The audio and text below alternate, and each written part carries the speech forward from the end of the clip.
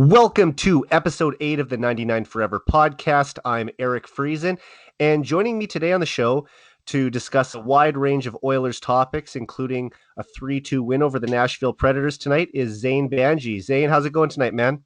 Good, man. Thanks, Eric. Thanks for Eric for having me on this podcast. I'm really looking forward to it. Yeah, we've been talking about doing this for a while, so I'm glad that we could finally find a time that worked for both of us to kind of record one. Yeah, it's hard for us hooking up on the other side of the country here. Time zones definitely play a factor, and just the way work goes at different times. But I'm really happy that we can finally set this up and hook up on the Saturday night here on Hockey Day of Canada, Hockey Day in Canada. Sorry about that. Yeah, exactly. I think you and I have known each other now since I want to say July or August. Is that right? Somewhere around there? Yeah, I think writing around there, just when I started writing for the Hockey Writers, I'm pretty sure you were the first guy to reach out to me and support me in my writing, and I Hmm. really appreciated that. As soon as my first article came out, I was like, oh man, like look, this guy is really appreciating me, and I felt awesome, and I really Oh, appreciate you reaching out and giving me that follow and giving me that support. So thanks again for that. yeah. Well, I mean, you're welcome. And I mean, I enjoy your work. And, anytime I see another writer for the Hockey Writers who covers the Oilers, it's always kind of nice to connect with them and just kind of follow them on Twitter and see if we can, set up a time to do a podcast like this. So everything kind of worked out. And now, after months of talking about doing this, we finally had a chance to record one. So it's a good day to do it. Yeah, I'm totally excited to get this going and just talk hockey here. I'm always Yeah. down to talk serious hockey. Well, it's like I said, it's a good night. The Oilers just won. We're going to get to that in a bit, but first I want to kind of find out a little more about you. So, you grew up in Edmonton, but you're living in Montreal now, correct? Yeah, that's right. Yeah, I moved out to Montreal here for to do university. I moved out here in 2015 to pursue my bachelor's in international development, and I've been here for about this is my fifth year in Montreal now. So I graduated this past summer, and I'm now doing my master's in teaching. So that's where I've kind of focused a lot of my time on recently. And I've been involved in so many aspects of school community, but also just in sports as well. I played for the McGill volleyball team here. Oh, Uh, nice. yeah, and I've only recently kind of getting more into like the writing, the blogging, the broadcasting over the past year or two. But I'm just kind of trying to break my foot into the door, and just see where it takes me. No, I had no idea that you actually played volleyball too. That's really cool. Um, had you played your whole life, or when did you kind of get started in that? Yeah, I've played since I was about maybe 11 or 12, just when I entered junior high when I discovered the game, and it's been awesome since there. I fell in love with the sport, and I played hockey my entire life, but volleyball is definitely Okay. my second love. I played that since, like I said, since I was 11, and I've just been playing ever since. I guess it's been about 11 years that I've been playing volleyball, half my life. Nice. I feel like we're gonna jump all over the place here, but I want to come back to that in a second. First thing I want to find out is like, so are you settled in Montreal now, or are you planning to come back to Edmonton? Do you kind of know where you're going? That's a great question, Eric. I'm a bit of a crossroads right now. After I graduate in December, I'm not really sure where I'm going to end up. I would love to come back home to Alberta, but also would love to, try some new things, go abroad, maybe teach abroad for a year or two, and Oh, travel that'd and be really interesting. explore while I have that time. But I see myself coming back to Alberta at some point here, but Montreal's definitely been amazing. It's great for student life. I'm really lucky to live downtown here, close to campus, where everything is so accessible. So I feel like I've been blessed to be in this area and to experience this sort of lifestyle in Montreal too, with the French culture and everything. Hmm. So it's definitely been something different as to what I was used to in Alberta. So it's definitely a transition for me. So because you've been in school, I'm guessing most of your life to this point, have you had much time to travel? And if you haven't, do you have some places in mind that you really want to go see? Well, I've been very lucky and very fortunate that my family, we love to travel together as a family, and we like to try and see different parts of the world. And so we've been fortunate to hit a couple continents. We've been to India, we've been to Africa, Oh, and done nice. some really good family trips out there. But I'd love to explore the Middle East a little bit more. I'd like to go to and see more parts of Europe as well too, and definitely South America. But we've been fortunate to hit a few different continents. So yeah, I'd love to do some more as I get older here and get some more experience under my belt and get some more Well, cash that's in the cool. pocket that I can Yeah, no kidding. See, that's one of the I can tough always things. I didn't get to travel as much as I wanted in my 20s just because I was in school and I was working so much. So I'm trying to make up for that the last couple of years, and as I get into my early 30s now, trying to travel as much as I can. So that's awesome that you're going to have the opportunity to do that too going forward here. Right. Yeah. No, I think traveling is a must do for everybody. You know, it's great to have places on a bucket list, but it's also just great to appreciate different cultures and to see the rest of the world. Because I know, we're so lucky here in Canada to have the things that we have, and I think it only makes us appreciate what we have a little bit more once we see the rest of the world and see the different contexts and experience different cultures and appreciation that we can have for one another. So definitely, I'd love to hear some of your travel. Hmm. Love to hear your travel aspirations too, man. Well, I'm not as well traveled as you by the sounds of it. I did get to go to Europe for the first time this past spring. I was there Oh, for a hockey tournament I was commentating. But other oh, than that, nice. yeah. But other than that, I've mostly just traveled into the United States and Mexico. I'm as much as I'd love to go see other parts of the world and stuff. I'm also one of those guys who can just be very happy, on a beach in California or in Mexico, just kind of enjoying the sun, getting away from the bitter cold in Saskatchewan for a week or two. So, I haven't been to as many places as I'd like to see, but no, that's honestly awesome for me just to get to go down and just kind of be in the warm weather for a bit. But yeah, that's awesome to hear about.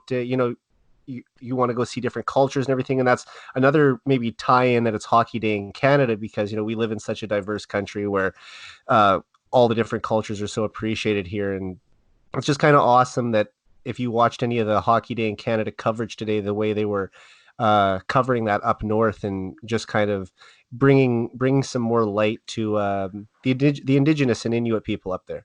Yeah, there was definitely some great coverage by CBC and Sportsnet today on the way of like hockey up north, especially in Yellowknife, and I think that was great exposure and a great kind of revelation to the rest of Canada to see what life is like up there, and it makes you kind of appreciate more as to what the rights that we have as individuals, and we kind of sympathize a little bit more with the indigenous and understand where they're coming from and their fights for equalization and recognition too, right? So it's great to see the diversity in our game. It's so great to see that the game of hockey brings so many people together, and especially on days like these, you can you kind of we're just you can only help you can't help but just reminisce and just think how lucky we are to have exposure to a sport like this that brings us together. Oh, 100%. And I have two cousins who are part Inuit and Indigenous. So it's awesome to see, them represented in that way too. And they played hockey growing up, and it's great to see more and more kids from different backgrounds making it into the sport. And I want to find out more about your hockey background too. I think that's a good way to transition. Now, when did you first start taking an interest in hockey and start playing hockey? For sure, yeah. Well, both my parents actually played ball hockey. Ball hockey runs pretty deep in our veins. My parents were both immigrated to Canada back in the 1970s after the Idi Amin crisis from Uganda, and so they came to Canada as refugees and grew up in Canada their entire lives. And they ended up playing ball hockey. They never really put on any skates, but we're lucky to get exposure to get a ball and stick and play on the road.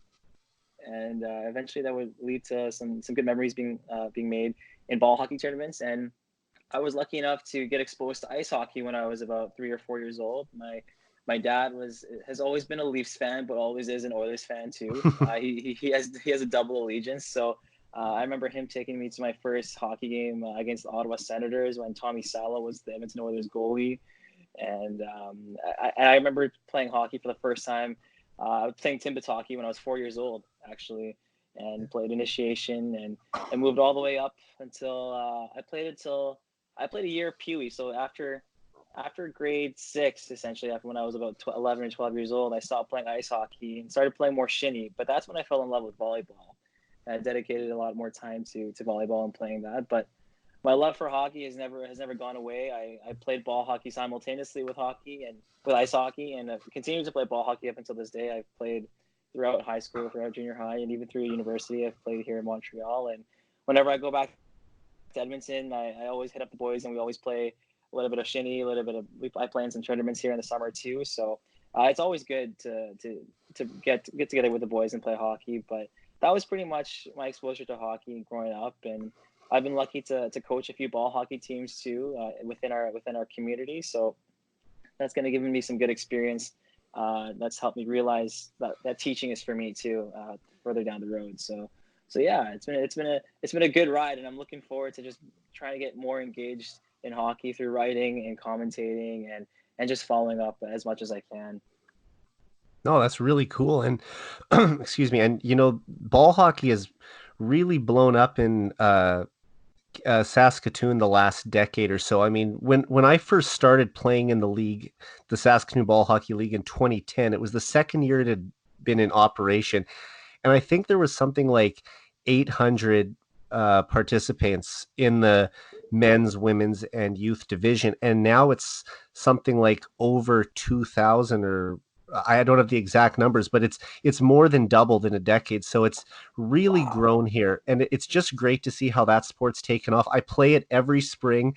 They have all the seasons covered. I mean, I could play it throughout the year if I wanted, but my friends and I, we always play in the spring league from like April, May, June, and then the season kind of ends in early July, depending on playoffs. But it's been a great game. I love it. I love playing it in the off season. Hockey was, my passion my whole life too. And I always, loved playing floor hockey in the gym whenever I wasn't on the outdoor rink or playing, organized ice hockey. So for ball hockey to become a big passion of mine in my 20s, that was really cool. I played it throughout the decade. So it's awesome. And it's pretty cool to hear you talk about it too, because it's a fun game, but it's a different game, isn't it? Because you can't glide. It's like it's a combination to me of playing like indoor soccer and hockey, because you have to keep your feet moving at all times.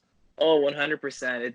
It's a good test for your cardio, like once a week, twice a week, definitely keeps your heart pumping. And you're right, the gliding factor is not there, and you got to chase after balls a little bit extra harder. And that said, that hard orange ball does sting a It lot, does. especially when you lay down right in front of that and take it right in the knee. Oh, That's always going to leave some good marks. But hey, it's part of the game. It's you got to contribute defensively, right? yeah. I mean, I'm not the best defensively. You're probably a lot better than I am. I'm more blow in the zone early, looking for that breakaway pass. But I was gonna say, you'll probably agree with me on this. The ball just always seems to hit you an inch above the shin pad, doesn't it? Yeah, it does. It It just does. And never. I've actually tried to solve that. Actually, I wear an ankle brace when I play volleyball, and it's one of those like makeshift ankle braces that are just kind of just cover the ankles, and they're like those plastic things that just come up on the sides of your leg. And I've been lucky that I've been saved by a few of those. By that, actually, I've blocked a few shots off those ankle braces. I've been lucky that it hasn't hit me right in the foot, right in the shin there. So, and D gels are the new thing too. D gels are clutch. I don't know if you wear them when you play ball hockey, but I know a lot of people that wear D I don't. gels, and they're those like full length shin pads that come up over your knees, and they're kind of like Yeah, sleeves I'm too. seeing them more and more. Yeah, and so those are saviors for a lot of people, and people are less scared of going out and gliding all over the place, blocking shots because of those. I know my dad wears them when he plays ball hockey too, and he absolutely loves them. And those have saved a few bruises here and there too. Yeah, no doubt. Just getting back to the Oilers a little bit. So when you were growing up, did you have a one or two favorite players that sort of you always like to watch when you were watching the Oilers, or just around the league? It could be from other teams too. Yeah, no, so I've definitely been an Oilers fan since day one. There was a little bit of time, I think it was after the '06 run to the playoffs. I kind of fell in love with the Ottawa Senators as well. I had a bit of a double Okay. allegiance, and I think a lot of people did at this time because they had such a stacked lineup, like Danny Heatley, Daniel That's Alfredson, Jason Spezza, right? And they had Wade Redden on D, Chris Chara for Phillips, Shara for a little bit too. Yeah, and they made that fantastic yeah. run to the 2007 Cup final against the Anaheim Ducks. And back then I loved Danny Heatley. I thought he was such an elite scorer. I loved his shot. I loved that missing tooth look. I thought he really symbolized what it The looks like to Hemsky be a look. hockey player. Yeah, the Yeah. Hemsky look too, right? Yeah. So and actually I'm glad you brought Hemmer up. It was him, it was Danny Heatley and Alex Hemsky. Those are two guys that I looked up to and loved Oh watching yeah. throughout I my loved childhood. Hemsky. Yeah, and it was tough to see him get traded to Ottawa, even He though got him and traded to Neil. Ottawa too. Yeah, you must have been Yeah, okay with that actually. yeah, well, I think at that time I had already kind of like my Ottawa phase was done, and I was back on the Oilers Oh, track. okay. But yeah, it was sad to see him go. He actually had a house just a few blocks down from us too, so we would kind of see him sometimes driving around in his really Oh, nice car. He actually used to have like that's awesome. an elevator for his cars in his garage. Apparently, Oh, did he? that's what I always heard. But don't don't count on that. That's just what I heard through the Okay. grapevine in the community. But And I think yeah, he's it living was. down in Dallas now, so he did escape the Edmonton cold for good then. He did. But I've always heard he was such a fun guy to be around, and just on a Yeah, bunch of podcasts that I've listened to, he's always just one of the boys, just picking up the tabs on every night out and just looking after the young guys too. I think he really looked after Gagne and Andrew Cogliano when they first came into the league as well too. that's really cool. Yeah, And yeah, Hemsky was one of my favorite guys too. Ryan Smith, those two, even before that with the Oilers, Doug Waite back in those days. Just so many good memories. I always like to talk to my guests about who their favorite players were growing up. So I think yeah, Hemsky would probably be a favorite for a lot of guys who can remember the '06 Cup run. for sure. Um, Yeah, yeah, and it's hard not to mention that Ryan Smith was just inducted into the double IHF yeah, double IHF Hockey Hall of Fame this past week. Eh? very That must have been cool. pretty cool for you too, especially being a huge Smitty fan. Oh yeah, it was actually right around this time 2 years ago that I got to meet him, and man, just it's easily the coolest moment of my broadcasting career to have interviewed him, and No such a way. nice down to earth guy. Uh, I've been lucky to meet some Oilers players over the past 5 years or so, and he was one of the best ones I've had the chance to talk to. So yeah, just getting to meet a childhood idol of mine was awesome, and hearing getting to come close to Hemsky a couple times. I don't know if you ever met him or just saw him drive around, but that's still pretty cool. Yeah, no, I never really met him, but you're really fortunate to have just kind of seen him, Yeah. passing by and so, yeah, Smitty's always been just a down to earth kind of guy. He came to my high school to come evaluate, or he was one of the judges for this huge basketball dunk contest. And I Oh, remember okay. my volleyball coach was like best buddies with him, and Ryan Smith actually used to work out in our high school gym a few times in the summer, and him and my coach would just would get along quite well, and they would work out together. And so he brought him in for this dunk contest to be a judge. And it was pretty cool seeing him just like a couple meters away and speaking. And didn't get to meet him Nice. personally, but it was cool to see number 94, heart and soul of the Oilers, just standing in our gym and just having fun, having a good time with us. Yeah, Smitty's a legend. So have you had a chance to go to any games in the new building now, or is it because you've lived in Montreal, it's been hard to get out to Rogers Place? Well, I'm actually quite lucky. Every time I come back, I try and get a game in. My Okay. family has some passes that we share with some other people. So I was lucky. I got to. I was actually quite lucky. I got to go to the Edmonton versus Montreal game this past winter break, in Oh, which we you won. saw I think we. the nice McDavid goal on Price. Yes, yeah, and Yeah. I also saw Domi just burn the Oilers defense with that entry Yeah, I zone remember that goal too. wrist shot top shelf. That was pretty nice. But it was a good game. It was a back and forth game. I thought they had blown that lead for sure, but definitely a cool experience to see the Habs versus the Oilers, my kind of two That teams would now, I be guess. And yeah, Yeah, and that then would have been an intense atmosphere, hey, with all the Leafs fans there, and plus I think Archibald and Shahan connected on a beautiful 2-on-1 goal to win it. So yeah, awesome night for you to get to see.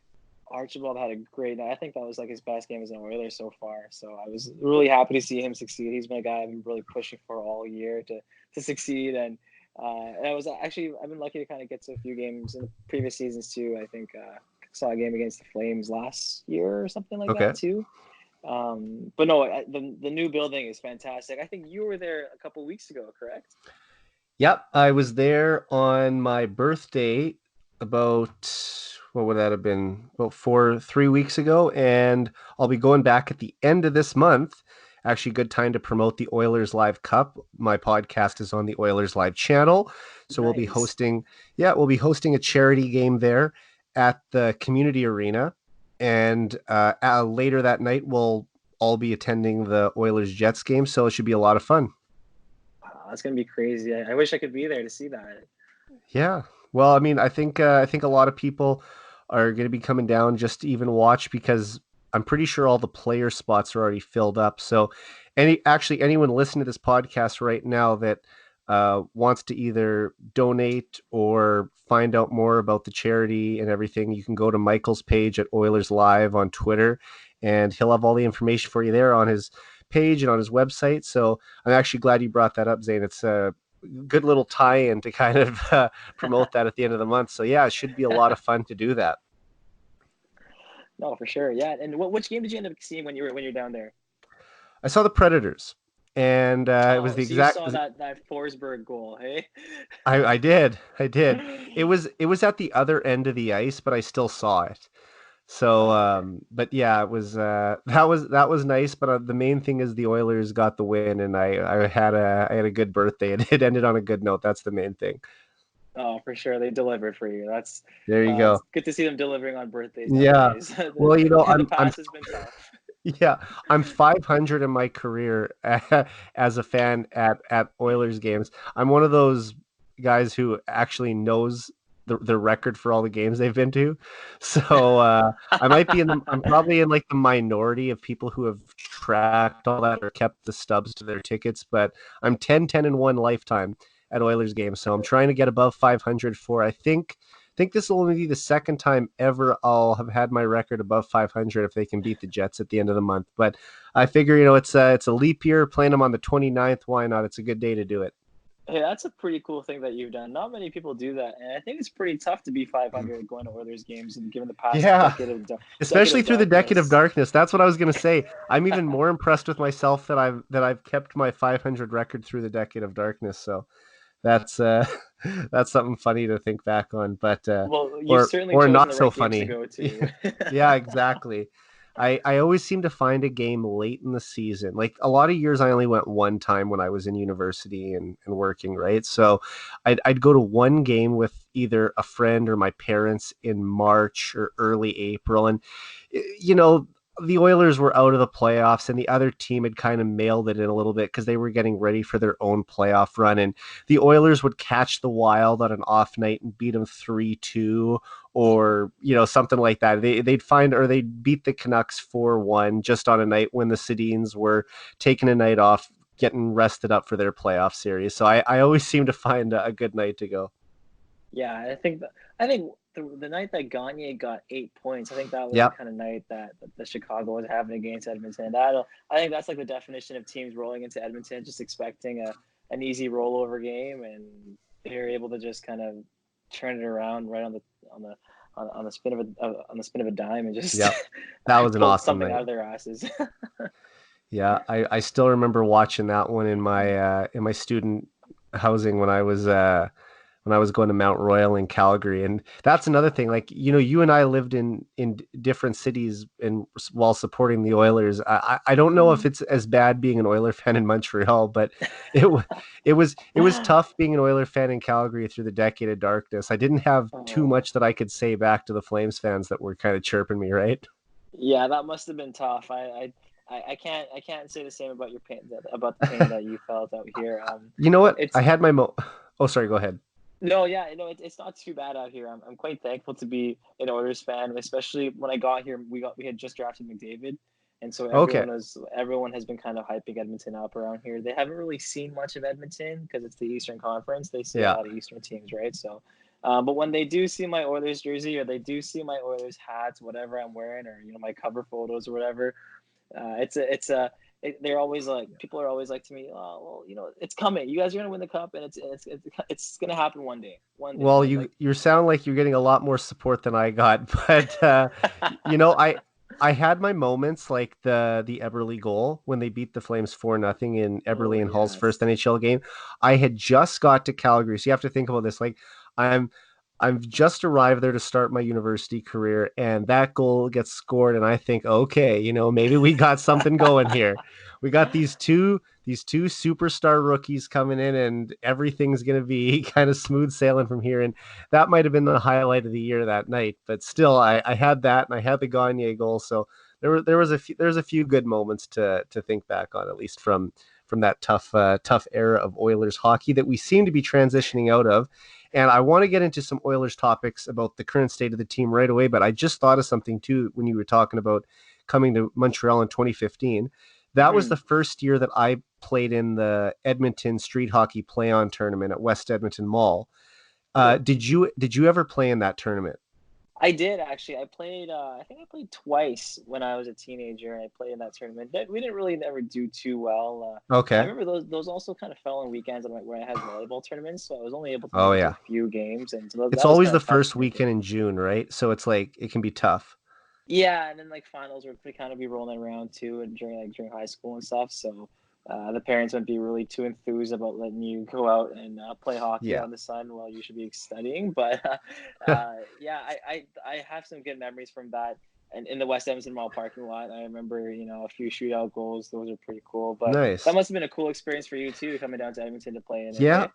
I had a group of friends from Saskatoon. Actually, some of them lived in Alberta too, but a buddy of mine put it together, and we all just kind of met up in Edmonton and stayed in the same hotel and played. It was almost like it was a trip because a lot of us didn't live right in the city. It was either from Saskatoon, Sherwood Park, wherever, and everyone kind of comes in, has like a boys' weekend like that, and sometimes some people brought girlfriends too, but all in all, it was just a fun trip. And I played in it in 2015 and 2016. I was choked I didn't get to play in it in 2017 because I was in Toronto at the time for school. But man, that was a blast playing in it. And I'd never been to Edmonton in the summer before. The only time I'd Mhm. ever been there up to that point was in the winter for games. Right. So this was my first time seeing I mean, Edmonton and Saskatoon are very similar in a lot of ways, but my first time being in Edmonton when it's actually warm out, and it was like scorching for those 2 weekends that I was there in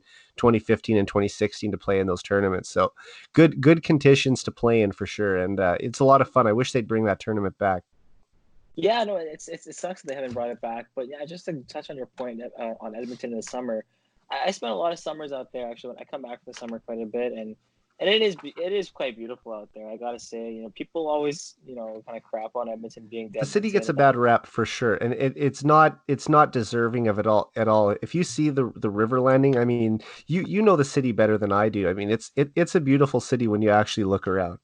It definitely is, and there's so many new things coming up. Like the ice district is going to be amazing, not only in the wintertime but in the summertime as well too. And the river valley is something definitely we shouldn't be taking advantage of. There's a new gondola coming up, and once this LRT station system kind of gets built and is in the ground and the construction woes are behind us, I think it'll be great. And I think Edmonton is just on its way up, and it's not just going to be known just for the West Edmonton Mall. I think it'll be known for a lot of other things too. I think the Rogers Arena has definitely helped. Rogers Place, sorry, has helped bring a lot of international figures to Edmonton. It's definitely put us a little bit more on the map. So hopefully, when we bring that cup home, it'll put Yeah. us back on the map Well, and bring a lot more attention to us too.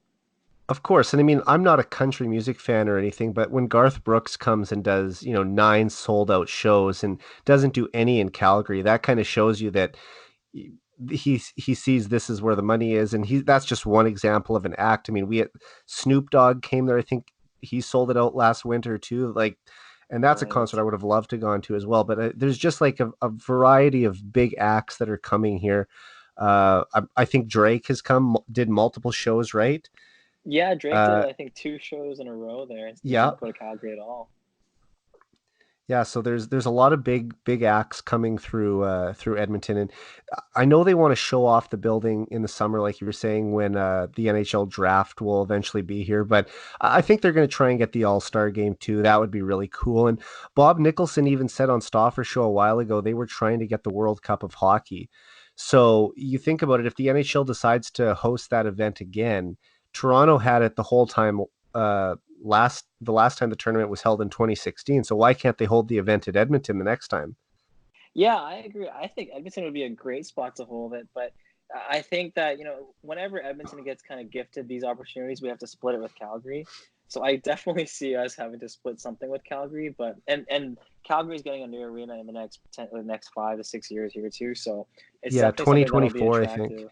Yeah, it'll definitely be something that the league will look at, and the IIHF Association will look at, and bringing Of something course. international to Alberta. Yeah, and I mean, we got the World Juniors coming there next winter, right? So that'll be cool. My Mm-hmm. buddy and I will be going out to see a Canada game for sure, and then maybe you'll find a cheap like Switzerland versus Germany game for $10. We might go check out too, or something like that. That won't be sold out for sure.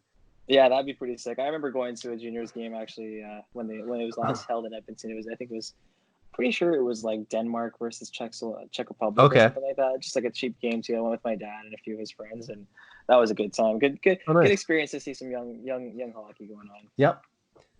So I think this is a good time to sort of transition a little bit into Oilers talk. Oh, you know what? There's one thing I wanted to mention first. You told me that you had done some commentating and content work at McGill. Before we dive into Oilers talk, I'll let you just kind of explain what you've been doing for them.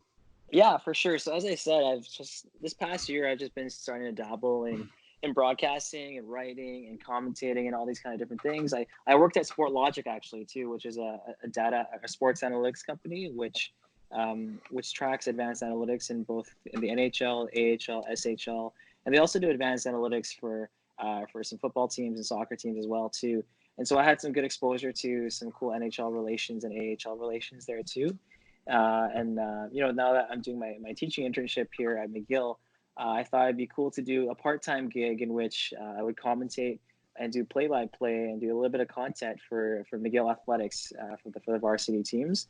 And so I've been fortunate enough to commentate and do some color for the men's and women's ice hockey teams here who are just gearing up for the playoffs here. And I think this is the last weekend before playoffs. And I'm actually commentating both a men's and women's game tomorrow morning. So hoping those go well and hoping McGill goes into the playoffs on the right foot. And I was also doing some basketball too, so I've been able to just develop my voice through that, and also just my people skills. It's been fun. It's nice watching sports, being able to talk about sports, and getting a little cash for it too. So That's I've made some awesome. cool connections through that as well, and it's an exciting time to be at McGill. Actually, the men's team is currently going through a name change too, but as we're moving away from using the previous Redmond name as our Hmm. team name. Right. But so there's some talks that they're going to be changing it to either the Cardinals, the Martlets, which the women kind of go by right now too. But it's a cool time to be part of McGill athletics. The men and women are both going into the playoffs hot. Our men's basketball team is killing it right now. So I'm excited to see what the next few weeks bring for McGill, and hopefully we see some national berths for our teams. Well, best of luck to you in that, man. And I hope that if I have you back on, which I hope you'll come back on, you can kind of tell me a little bit more about how it went next time we have you on, because that'd be awesome to sort of hear when the season's done, just kind of when you are able to fully look back at it and just kind of think, evaluate yourself and how you did. Because the first time you're doing it, it's going to be a little bit overwhelming, right? For sure, yeah, it's tough to go back and listen to yourself afterwards. I got to be It honest. You're is. like, oh wow, did I really say that? You could probably attest to that in your Yeah, experience commentating. Hey, when I started, especially, like, you're just getting used to the sound of your own voice on tape. Like, is that really what I sound like? So it kind of throws you off at first until you actually get a little more used to hearing your voice on tape and sort of being able to critique yourself. So, yeah. Anyway, good luck to you. And do you have thanks, man. to speak? Yeah, of course. And do you have to speak French, or are you bilingual, or are you able to just broadcast in English? So we're lucky. Our broadcast is English is particularly English, and I do speak a little bit of French, just enough to get by in some cases. Helps. Definitely, yeah, a little Fringlish definitely is what I use around here in downtown. But it gets me around here and there. But we're mostly an English broadcasting network. Okay. Well, I've got a bunch of Oiler things I want to get to, and I don't want to keep you all night. So I think this is a good time to get into the Oilers discussion now. For sure. Let's just kind of start off this past week for the Oilers. They lost back-to-back games in regulation following an 8-2-1 stretch, which kind of propelled them to second in the division. And after a couple rough outings, they get the win back tonight against a team who is chasing them in their playoff race, keeping them down in the standings against the Predators. So Just kind of your thoughts on the past three games and what you thought of tonight as well. Well, before we get into like the previous three games, I just want to acknowledge like how entertaining those Battle of Alberta games were, and Oh that game yeah. against St. Louis. I think we it's hard to talk about these three games without talking about what the Oilers faced beforehand. And they went through a bit of a tough stretch this past week, but I was a little bit lenient with how they performed on against the Coyotes a couple nights ago. Their performance against the Sharks, I thought, was unacceptable. I'm pretty sure a lot of Oilers fans can attest to that. Everyone knows after a high-spirited affair with the Flames, heading into you're allowed to lay a stinker. I think you're allowed to have a stinker. In an 82 game schedule, one stinker is allowed. But two back to back, especially when you blow a 2-0 lead, which really sucked. Sucked the life out of the team, especially. I don't know if that was something to be concerned about, but I think Dave Tippett approached it the right way when he had that tough practice yesterday and kind of laid into the team. And it looks like they responded well. I don't think there's any individuals to blame for those past two losses. I think it's more of a collective in unwillingness to commit to defense. You saw McDavid not pick up his man in that San Jose game when he was gliding back. Just some small puck battles that have been lost along the boards too, and I think that just comes with some complacency, which was a result of a little bit of fatigue from those past affairs. But at the end of the day, we also have to kind of hold them accountable and say, hey, these are professionals. They get paid to play hockey every day and bring their 110% to the rink, right? So I think you can be lenient to an extent, but you also have to beware. And I think Tippett has held them accountable to what their abilities are. And the win tonight against Nashville is definitely a step in the right direction, overcoming a 2-0 deficit. And nice to see Draisaitl score two goals and continue his scoring rampage. And good to see, the Oilers power play kind of make do on that 4-on-3 without McDavid, which we haven't seen for a while. Hey, so nice to see another cross ice pass from Nugent Hopkins there. But what were your thoughts on today's game?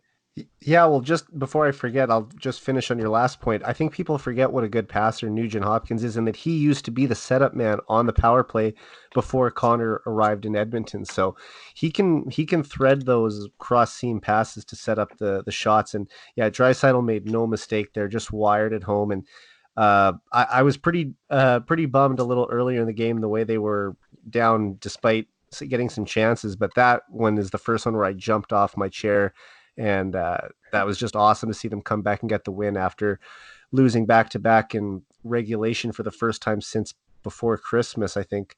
So Mm-hmm. that was just an awesome way to cap off the night. I'm sort of same sort of mindset as you for the Coyotes game.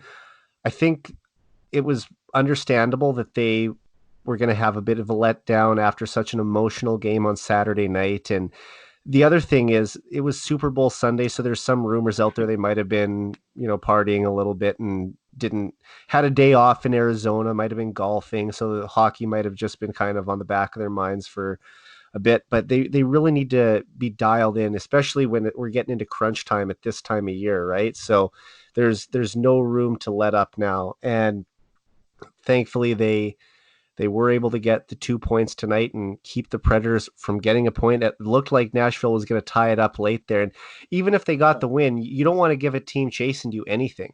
So that was huge to get a regulation win, score three unanswered goals, including the first one with 8 seconds left in the second period. So good come from behind win, real gutty win. And you could kind of see after the game the way they were celebrating with Mike Smith. It almost didn't look like a normal regular season victory celebration.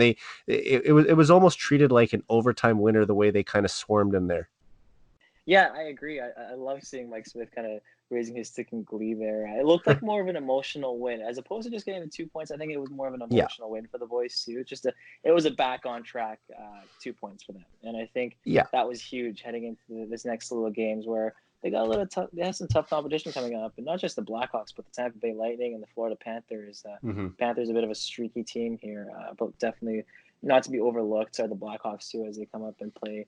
I think it's on Tuesday night, the next game. yeah. Monday night, I think.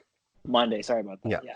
and the way that that Nurse kind of just embraced Smith after the game. I don't know if part of that was because it was Smith's 600th game tonight, or Mhm. just that, just thank you for holding on and getting us the win. But either way, love to see it, and hopefully they can do that again against the Blackhawks, because that's another team that's chasing them in the standings. So they really can't afford to have a letdown that night as well. For sure, yeah, we can't.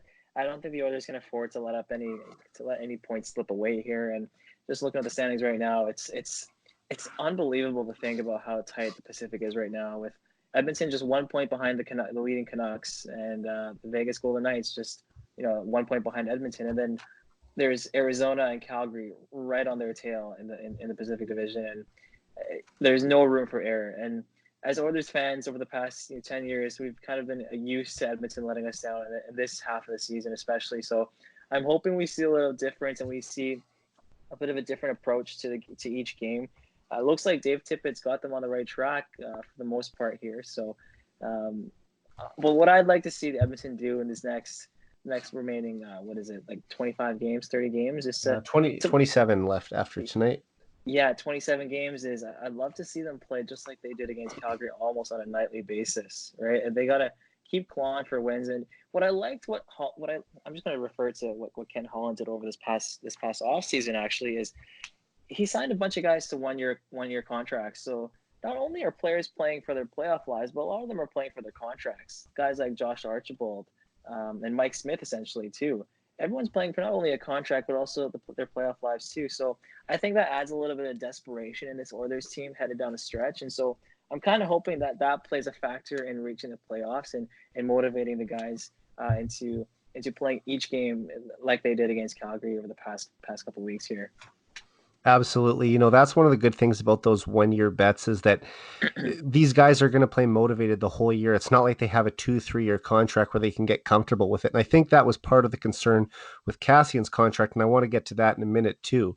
But yeah, just unbelievable the way that these guys have kind of stepped up, and especially because some of them were really quiet early on in the year, and now we've started to kind of see Shahan and Archibald and Kara is starting to wake up a little bit, but a lot of these bottom six guys, even Gagne has been great the last few games. Like these guys are starting to wake up and really start to make a difference out there, and I think it's been a huge help to this team. I agree. It's nice to see a guy like Sam Gagne come full circle and get another opportunity in the NHL. And it was nice seeing him get an opportunity to play on McDavid's wing these past couple games. And I think he really brought it in both of those Calgary games and against St. Louis. And I think he was well deserving of that spot, right, flanking McDavid. And hopefully a little bit of his emotion and as well as Cassian's emotions kind of spreads throughout the team as the team gets ready for the playoffs here. But certainly, you touched on Jujhar Khaira there. It's been tough to watch him this past year. He's been really inconsistent. I'm a huge Kara fan, but it just seems that like he's kind of found himself in Tippett's doghouse. He has a few good games, but then I remember at the beginning of the year he got pulled for a game in favor, I think, of Marcus Granlund to Yeah. get a few games in for him, and it was tough to see him lose that rhythm. And I'm not really sure if Holland looks to make a move at the deadline and maybe give Kara a new scenery where he'll play more significant minutes. But Yeah. what are your thoughts on that, Eric? I'd love it to work out for him because I am a big Jujar fan, and I want him to be that 10 to 12 goal scorer on a third line who's physical and can just step in there and kill penalties and be effective in the defensive zone. But he just I like the way he cycles the puck down low and protects it. But there's a lot of nights where he's invisible out there, and when you're a 6'4" guy, it's hard to be invisible. So I just want to see him play with the same intensity that we know he can play with. Like 2 years ago when he scored 11 goals and was fighting. I mean, I'm not even saying he has to fight all the time, but just be there a guy who consistently sticks up for your teammates. Like that's a role he can play, and I just believe that he needs to get back to doing that. And just if he can get his game to game consistency up, he'll be a part of this team. The only problem is I think he turns 26 this summer, so the chances might be far and few between going forward here. It's like if you haven't figured it out yet, is he going to figure it out? Yeah, it's definitely an important year for him to figure things out. But it's hard for me to see a future with this team because there's a lot of players like him that are coming up, not through the pipelines as well, but there are already some existing players that kind of play like him, just like Zach Cassian does. And it seems like Sam Gagne has kind of embraced that role too, where he's a bit of a smaller body, but he kind of He's wears always the been a team. spark plug though, right? He just He yeah, he's has. I think he fought Ryan Kessler in his rookie year, so it's not like he's afraid or I mean he's a little guy, but well not I'm probably I mean I'm a huge Gagne fan. He's not a little guy, but he's undersized. Like Right. I would consider like Yamamoto a little guy. Gagne's got like 2 or 3 inches on him still, but he's smaller than your average forward. At I think he's 5'10", so he's not the biggest guy, but he plays big, and he's really kind of developed into a better two-way player than he normally gets credit for. So I like the guy, and I hope he sticks around next year. Although he'll have to commit at a much lower cap hit. He can't be making over 3 million. It would have to be like under 1 million probably. But you never know. He married a girl from Edmonton. He loves playing here, from what I can tell, and I think that he might be willing to take a bit of a hometown pay cut to stay with this team and try to be a part of a cup winning team with that led by Connor and Leon, right? For sure, I'd love to see guys stick around for a couple of years and continue to do what he's doing with the team. But there's only so much space for guys like that. And when our pipeline is brewing like it is right now, it's you kind of have to think to yourself, where do guys like him fit in when you have guys like Benson, one of your big guys coming up. I know you're a huge Benson supporter. Guys like Benson, guys like Bouchard on the back end, of course, Mm-hmm. and Samarukov. But I'm drawing some blanks here for some reason up front. But it's tough to see. They And got when Cassian Lavoie in kind the of minors. He's not like a lot of their good forward prospects, are still a little ways away, and they don't have that many in the first place, right? Like Lavoie yeah, is one that I think could come down the road. Maximov is one that could come down the road. Ryan McLeod, but I think they're yeah, going to have to address that and get a forward in the first round this year too to kind of build up that prospect pool, because we saw, I don't know if you saw how bad Bakersfield got beat the other night, but yeah. with Benson and Yamamoto, Bear Lake Jones, the amount of players that we've pulled off that roster and brought up to the NHL, they're strapped for talent right now, and just trying to stay alive, because this is a far different team than they had last year when they were first place in the West, and that's a lot to do because all these guys have graduated to the NHL, which is what you want to see. And I think this is a good time to sort of go back to the Battle of Alberta. We mentioned that just before talking about this 3 game stretch here, and uh, the goalie fight. I think that's the one big thing that stands out from that night, aside from Leon getting 4 assists, Connor scoring 2 goals, beating the Flames 8-3 in their building. The first time they'd had 8 goals on the road in almost 7 years, which they also did at the Saddle Dome. Just it was an incredible night, but it's that goalie fight that seems to be the talk of the hockey world right now. And I just want to know, did you get to see it live, and what were you thinking? Because I couldn't remember the last time I'd seen one live on TV before. Well, yeah, Eric, I'm pretty happy that I stayed in to watch that game, and I was so happy to see that live. I gotta say, I think I've been fortunate. I've seen a few goalie fights live. Actually, I was lucky to watch that classic Emery versus Miller. I think it was, or Oh yeah, Biron. I I remember think it that was one. Biron. I think it was that Emery versus Biron fight back in the day when Emery played for Ottawa and Biron Emery was playing fought for a the. skater too. He didn't just fight a goalie. Oh, he's fought a slew of people, I think. Yeah. But I think that I was really happy to see that spark plug go off for the Oilers and them them come together and stand up for one another. I thought Gagne was being a bit of a pest by poking around Talbot, but I think the whistle hadn't blown yet, and I think it was fair for him to go poke, but. I think Talbot has a bit of a case in that he was on his back, so it's a bit of a taboo to do that. But at the same time, it was awesome to see the team just kind of get together and really gel, not only throughout the game, but just bond over the fact that they all stood up for their guys and see after seeing Mike Smith just take liberties over Cam Talbot. I think that really got the boys going, Oh yeah. and it was good to see Darnell Nurse kind of stirring the pot, telling him, "Yo, hey Talbot, Smitty's over there waiting for you. You're gonna go answer the bell." And Talbot just had to skate over and accept it. Otherwise, he would have looked like a bit of a wimp. But I know what give you mean. props to Talbot, the He good knew man. he was going to get beat down. I think a lot of Oilers fans still love Cam Talbot. I know I'll always have a special place in my heart for him for basically being the Oilers' number two MVP in 2016-17 when they got the Oilers to the playoffs and broke Grant Fuhr's single season wins record for the franchise. And yeah, just an all around good guy. And it's a shame he ended up in Calgary, but I have no hatred for Cam Talbot. So Yeah, um, same. but it was a fun game to watch nonetheless. Like that was one of the most intense Battle of Albertas I've watched in a long time. And to come out on the winning end makes it even that much better. I think if the Oilers would have lost 8-3 as opposed to win 8-3, we might not be speaking about it as glowingly as we are right now. But Yeah. it just made me think like, man, wouldn't that be a lot of fun in the playoffs? Oh, I agree. I think it'd be amazing to have like a best of seven series with the Calgary Flames. But after seeing what we produce, what the Oilers produced after that Battle of Alberta set, I'd be really anxious to see how the Oilers played after the series with Calgary, and I wonder if we'd be really worn out after that. So, That's the worry. You get to round two after a 7 game series with Calgary, and you go up against Vancouver, and they had a much less physical first round series, and they just kind of beat you in 5 games, right? But honestly, if someone mhm. told me tomorrow the Oilers were going to make it to the second round guaranteed this year, I'd probably still take that deal Oh, because 100%. that series win against Calgary lasts forever. And also just getting to the second round for the first time in 3 years since they were back in the playoffs. I mean, this city deserves a long playoff run. So I hope they can go at least 2 rounds this year. But honestly, just getting in would be great. And they haven't played Calgary in the first round since 1991.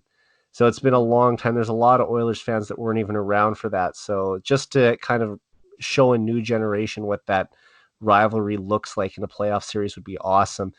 And I think a good way to sort of transition over is you mentioned Gagne kind of poking at Talbot.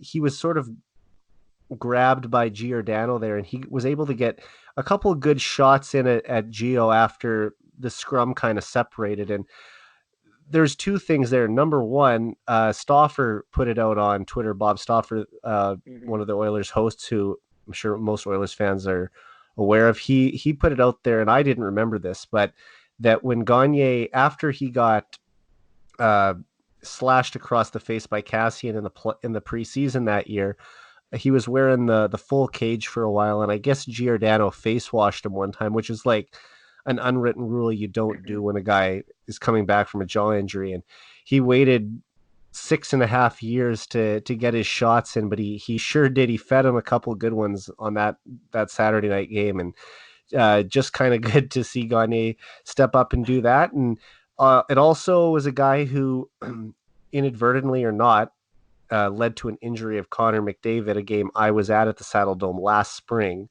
Oh when my goodness.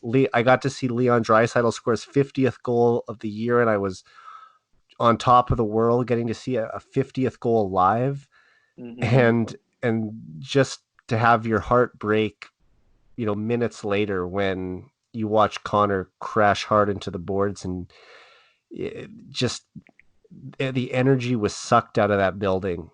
And Yeah, while you there must have were just experienced the oh, highest of highs and the lowest of lows that day. it Hey. really was for live in terms of seeing a live game. That was probably the highest to highs and lowest to lows that I can remember, because man, just everyone so concerned, constantly refreshing Twitter, checking our phones, like, is there an update? Is there an update? It's just, ah, man.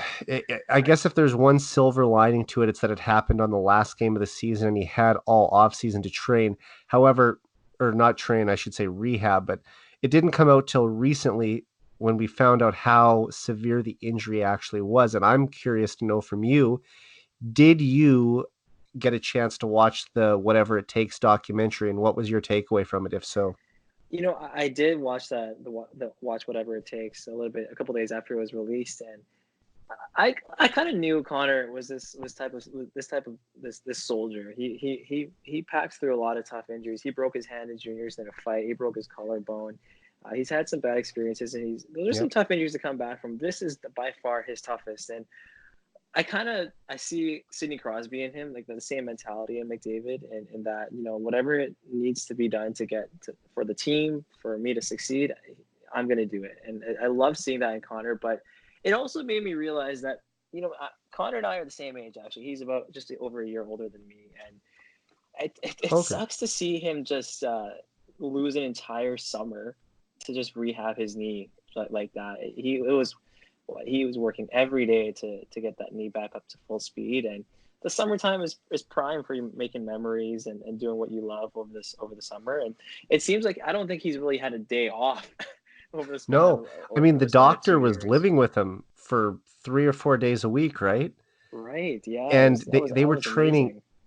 8 to 10 hours a day. They were rehabbing it, working through various exercises, and was on an incredibly strict diet. Like, the worst case scenario really would have been if the knee by July hadn't started to heal on its own, and then they would have had to do surgery, because Mm, now you're adding an extra year to when you could have started the process 2 months earlier, right? So it was kind of a touch and go thing there, but just to see how it sort of all came back together. Now, at the same time, he's a genetic freak, right? Like he obviously has some just natural genetics that maybe allowed him to do that better than the average person does being a professional athlete. no But at the kidding. but at the same time, like, he worked so hard. It's not like it just came to him naturally either. Yeah, no, for sure. And I just feel for him and having lost all that time to relax, sit back, and just enjoy some time off. And Hmm. I know that's kind of essential for a student like me. It's good to have some time off and just recoup, relax, and get away from like what you're kind of working at every day. And it sucks that Connor didn't really get that properly, but uh, I it makes you only admire him even more. But I at the same time, there's a little bit of a Connor's quite lucky he got this documentary. Just being Connor McDavid to make a documentary about a huge comeback from injury. I think one person you kind of have to think about in coming back from injury and just being an amazing comeback story is Taylor Fedun. Is after he came back from that broken leg, that horrendous broken leg he suffered in Minnesota when he was with, I think he was with the Yeah, Oilers. that was a Um, nasty one. I would love to see what his rehab was like and coming back to the NHL and becoming Well, a part-time NHLer after that. I'd love to see what he went through too. But I think I'm not to downplay what Connor went through. I just want to make sure that people also realize that a lot of players go through things like this and work equally as hard to get back to where they were before when they were healthy. And what Connor did was amazing, and I think that we can all appreciate that too. But it's hard to go without saying that professional athletes do suffer terrible injuries like this, and we kind of need to realize what they go through and what emotional, what mental, what physical toughness they have to battle through that too. So good on Sportsnet to get that out there and make that, and Adidas to sponsor that. But I think that we always need to realize that hey, yeah. it's not just Connor that goes through those Well, things. It's everybody. of course. Do you remember the oil change documentary that they did from 2010 to 2014? Oh, I live for those, man. Those are Yeah. I. That's what kind of kept me going through the decade of darkness is oil Okay. changes, man. And I know there were some people who outright refused to watch it, and then other people loved it. I never missed an episode, but for me, just watching it, I think they briefly kind of showed some stuff of Taylor Fedun's recovery in 2011, 2012, but overall they didn't really dive in and do a full comprehensive look. I mean, Sportsnet must have known they were going to be doing this documentary. They had camera crews following them around all summer to get that B-roll for the documentary, right? So it's not like this is just something they decided to do in the fall. They had this all planned ahead of time, and obviously the documentary came out fabulously, and I think a lot of people loved it. Obviously, seeing the injury part isn't their favorite, but just watching the captain just recover the way he did and get back to being the best player in the NHL arguably again this year. It's just fantastic. I mean, if he would have even come back and been mediocre or just even above average this year, I don't think anyone would even blame him after what he went through. But to be as good as he is, it's just incredible. Oh, it's just remarkable to see with the level of the amount of speed he's able to kind of generate, even on that knee that didn't undergo surgery, is just amazing to think about. Yeah. And the way that he's able to blow past guys and drive to the net with that same intensity, with that same mentality that hey, I'm gonna go to the net and take the puck hard to the net every time. 9 times out of 10 it's going to happen, and one time maybe out of 10 I'm going to think about that that injury. But it's amazing that he continues to do the same thing, because it's hard to keep doing what you're doing after experiencing something so horrific like that. Absolutely. And there's a couple more topics I want to get to before we wrap up here. So I think the one I want to get to first is the Zach Cassian contract. He got a 4-year extension for, I believe, 12.8 million. Yeah. So want to get your take on what you think about that deal, and then we're going to go into the nurse conversation, finding out about what is a fair deal for him. Should they extend him right now? Should they wait till the summer? Should they bridge him, go long term? But let's just focus on Cassian first. What's your take on the contract when you heard about it? I was actually quite happy to see Cassian locked in for another 4 years. I'm not really sure about the term. Yeah, I'm sure there was a great job on Cassian's agent's part to get him, I think, that extra year that I don't think he would have gotten if he was just like an average Joe Blow guy in the NHL. I'm okay with his cap hit of 3.2. To be fair, to be honest, I think he's always a consistent guy to rely on to throw up on any line that to work with skilled guys. He's so skilled himself, and I think he brings a lot of dimensions to the team, not just tangible, but intangibles too. And I always think that when you're evaluating a player's worth, I think you also have to think about their contributions to the team, not only skill wise and on paper wise, but think about it like intangibly too. So what they bring in the locker room, keeping everything light. And I think that Cass is the glue to that dressing room right now. And I'm glad to see he's going to be sticking around for at least another 4 years. It's gonna That fourth year might be a little bit tough to swallow, maybe even that third. He's already a fast guy. He stays in pretty good shape over the off season. So I'm just hoping that he's able to keep in shape and stay producing and stay tough over the next couple of years. But I'm happy to see him stick around, and I'm pretty happy with the term that we got him at. I know a lot of people were expecting 4 or 5 million, given that he was producing so well on McDavid's line, and still continues to do when he's up there. But I think I'm okay with it. What did you think, Eric? Yeah, I probably would have preferred just the 3-year deal. I think I tweeted out, actually, I had an article on the Oilers' best contracts for 2019-20, and he was one of my top three contracts at 1.95 million. And I Mm-hmm. got that article out the day before he signed, so it was really timely. But Mm-hmm. to look at the salary that he's going to be gaining now, he's going up to 3.5 next year. I think the cap for the final year of it is 2.3 or something like that, the way they've structured it. Yeah, it So is. Yeah. yeah, so because it drops, that gives them a little bit of more flexibility down the road if his game starts to drop off by the time he's 32, 33. So I kind of appreciate that, because we know the salary cap's going to be going up as it is. It might be $90 million or more by the time Zach Cassian's in the fourth year of that deal. And if he's only making 2 million, that's just a drop in the bucket, really. So they can either try and trade him because that cap will be easy to swallow for another team, or hold on to him and still use him as a productive third, fourth liner, because he won't be costing you an arm and a leg at that money. So really, I'm not. I don't have that big of a problem with it. I'm hoping he's going to find a way to be competitive for the next 2 or 3 years at least. And I think if he gets to play with McDavid until one of their young forward prospects comes up and steals that job from him, then that'll be good enough. And realistically, if another guy is going through a slump with him, you can always throw Cassian up there, because he has that built-in chemistry with McDavid, and just putting those two together, they'll be able to click. We know that that's tried and tested, so there's no worry there. As for, like I said, the length, I probably would have preferred one more year, but all in all, just it's a good deal, and I think he's going to be a killer in the playoffs. We saw how productive he was 3 years ago, when he Yeah. was arguably the Oilers' third best player behind McDavid and Draisaitl. So I'm excited to see what he's going to do in the playoffs this year. I think he's going to be a wrecking ball out there. Yeah, and I think what you're paying for here is not just his regular season production, but I think you're going to be paying a lot for his postseason production, what he That's brings it. That's the whole thing.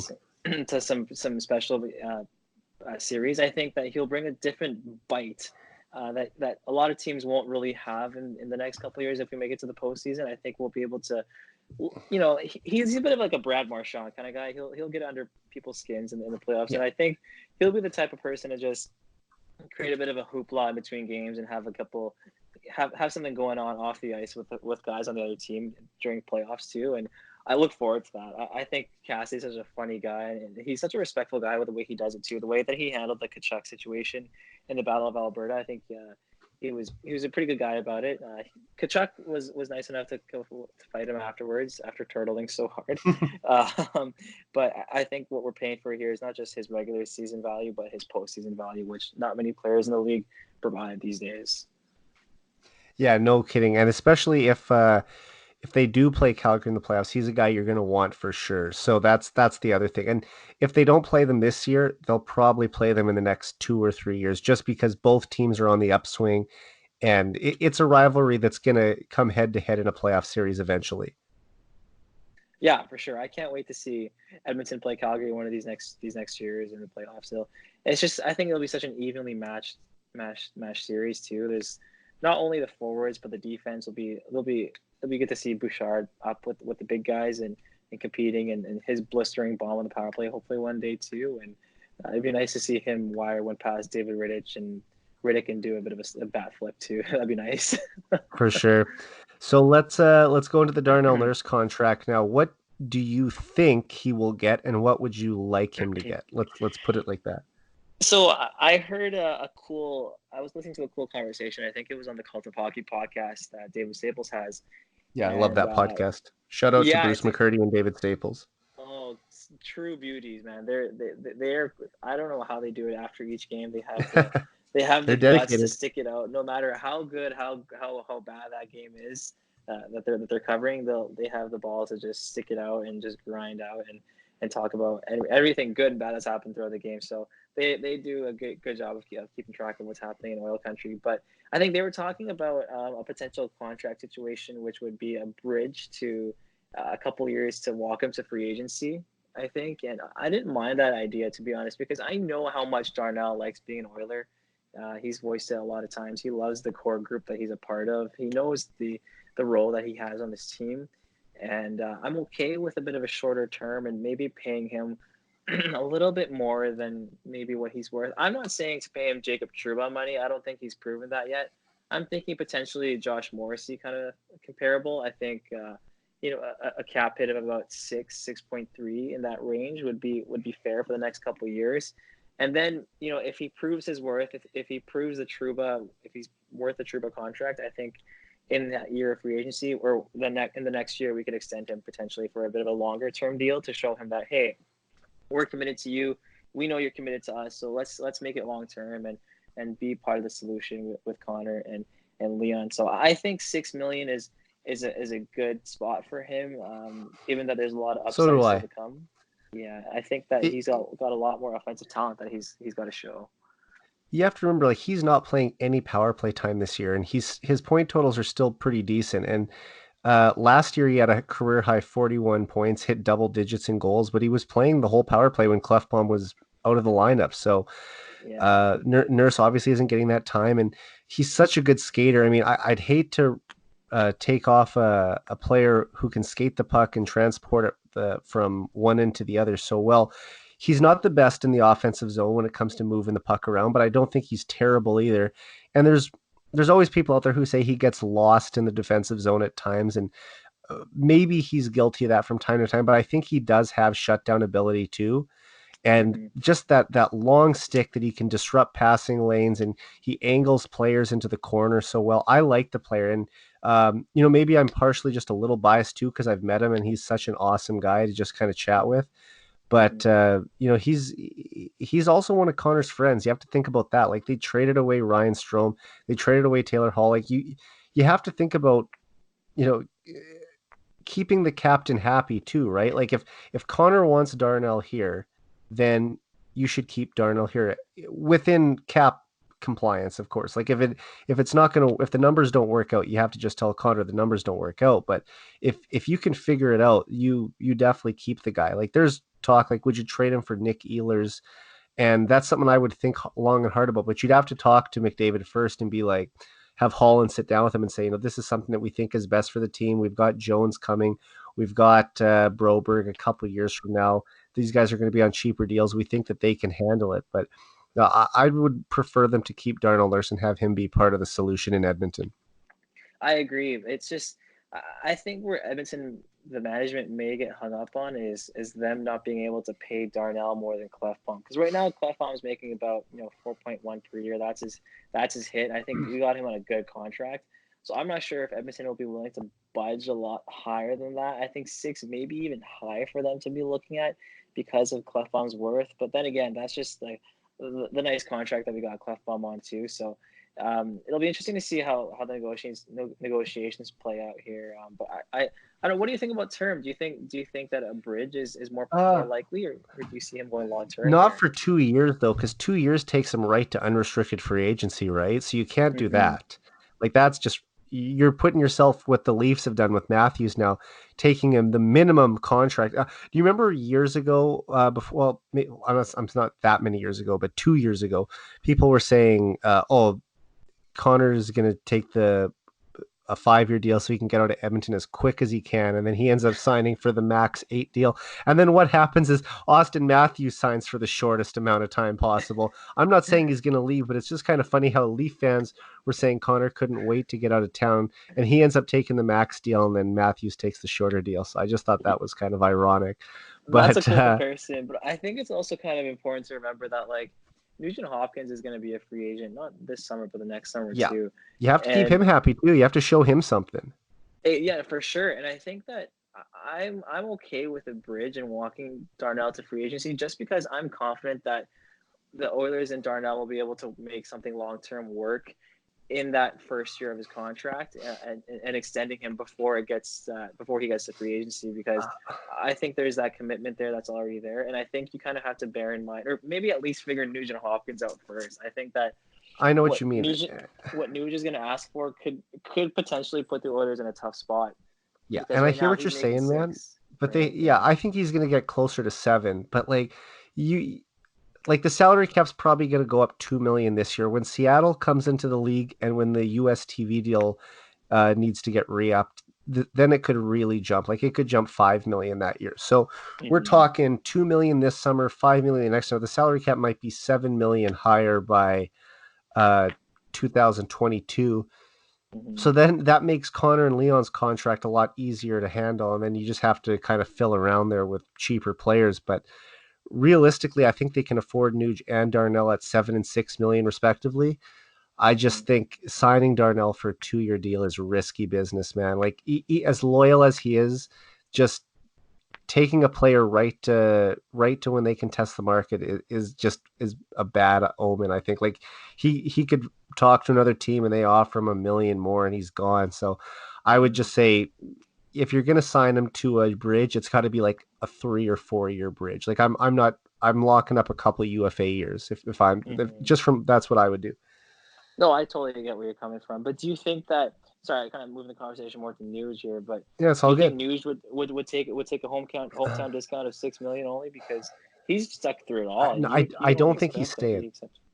You No, I don't don't think he think he's stays? staying at the same cap hit. Plus, if he plays all next year with Draisaitl and Yamamoto, there's a good chance he puts up 60 to 70 points again. Like Mm-hmm. how much has his point production spiked since he was put onto that line? For I sure. think that over a full season, maybe he tops his career high 69 points that he had last year and gets into the 70s. So there's a real possibility that that happens. And 7 million might just be the going rate for a 70 point player if that's what he turns out to be. So I would like to re-up him this summer anyway. Let's not even take the risk of having to trade him at the deadline or sign him in season. Let's just figure out the extension this summer and move forward. That's at least what I hope happens. Um, I hope that happens too. I think Nuge is deserving of a contract, and I think they should open up the contract talks. As soon as the season is over, because I think it's important to kind of get him locked up after this season, because it looks like he's going to be off the wall, and I think in the playoffs too, bearing we make it, I think he'll be amazing in that period of time too. right. Well, the last thing I want to ask you now, and we don't have the numbers yet because Vegas is still playing, although it looks like they're going to beat Carolina from what I am just checking now. Uh, Mm-hmm. they might skip over Edmonton, but regardless of if Edmonton finishes first, second, third, or in a wild card spot, they have 64 points. through 55 games, which puts them on pace for 95 points this season. Hmm. 95 points should get them into the playoffs. Last question I have for you on the podcast today, and once again, thank you for joining me. Do you think 95 points is a realistic total, which means they would have to go 15, 11, and 1 in their remaining 27 games?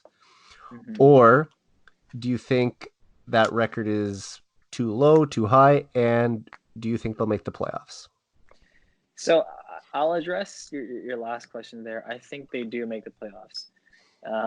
I don't know if they hit 95 points though. I think they might hit a little bit lower. I think they'll hit potentially 91, 92, and barely squeak in at the wild card position. And the reason I say that is because I don't see Ken Holland really willing to tinker with too much at the deadline here. And I think what's going to make a difference is that a team like Winnipeg or Nashville, who are looking to make a push here, especially Winnipeg, I think they might look to make a move which covers a bit of the space that they get in relief of Dustin Bufflin. And I see them bringing in an impact player, and that could potentially push them over the hump past Edmonton in the standings. And I personally think that Edmonton has a great team, and I think that they'll do just enough to make the playoffs, but in the wild card position, because I think Vegas at some point will turn it on, and I think the Coyotes are for real this season. I like the way they play. I like the way that Rick Tocchet has kind of coached them all season, and I think they find a way to turn the Jets back on too and propel themselves into one of the top three positions in the Pacific. Now I think that Vancouver actually takes a back seat and maybe misses the playoffs, and Calgary slips in. I think that's a bit of a hot take right now, given that Vancouver's taking the top spot right now in the Pacific. But that's just the way I see it. I think that Vancouver doesn't really have enough going to push them into the playoffs. I think right now they're experiencing their season high, and I don't think they've experienced their season lows yet. So I do think the Edmonton Oilers will make the playoffs, but I think they'll make it as a wild card team, and from then it's anybody's game, right, Eric? So, We've seen it all happen. so I'm doing some quick math on the fly here. Mm-hmm. If they were going to finish with 92 points, it would be something like 13, 13, and 2 down the stretch. So basically a 500 record. Mm-hmm. So you see that maybe more attainable than, say, 15, 11, and 1. Yeah, that's just I'm saying that because I think that I, Edmonton's shown a little bit of inconsistency this year. We're Edmonton's a very streaky team this year, and I'm not really sure what this streak is going to look like here over the past. Like we're coming off a good streak before the All Star break and coming out of the All Star break against Calgary and St. Louis, but this kind of streak, it looks like we might win a few games. I think over the next couple games, we might go maybe 2-4. That's my prediction, given the competition that we have coming up here. And I think that maybe we're going to go on a few streaks to end the season. And I'm hoping they finish in the top three in the Pacific, so that we can get some home court advantage. But that's just my prediction and the way the season has gone so far. And I think a huge reason why Edmonton is where they are right now is because they got points in the bank at the beginning of the season, and I think those are really helping them propel them into the playoff push right now, and hoping to see them finish in the top three at least. Well, I couldn't agree more, Zane. And this is the longest podcast I've recorded today. I feel like you and I could go another half an hour easy, I but agree, man. I think that just means we'll leave the listeners wanting more, and hopefully have you back again soon, because this has been really awesome talking to you, and I'd love to do it again.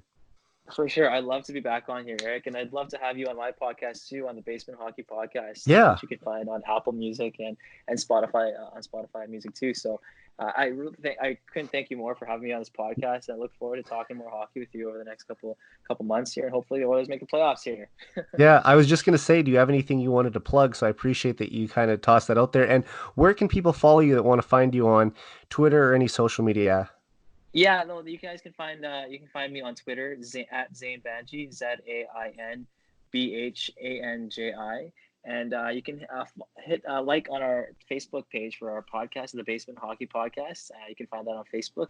It's super simple. We don't release too many podcasts. Maybe we do once or twice a month, just because like me and my buddies are a little bit busy with school and work and Mm-hmm. stuff. But definitely worth tuning in. And Eric, we'd love to have you on to talk a little bit more Yeah, Oilers on our podcast too. just hit So me up anytime and we'll figure it out, because this has been awesome and we'd like to kind of continue this conversation. So let's try and do that soon. 100%, Eric. Thanks again for having me here. Perfect. So for Zain, Bhanji, I'm Eric Friesen. This has been the 99 Forever podcast. We're out.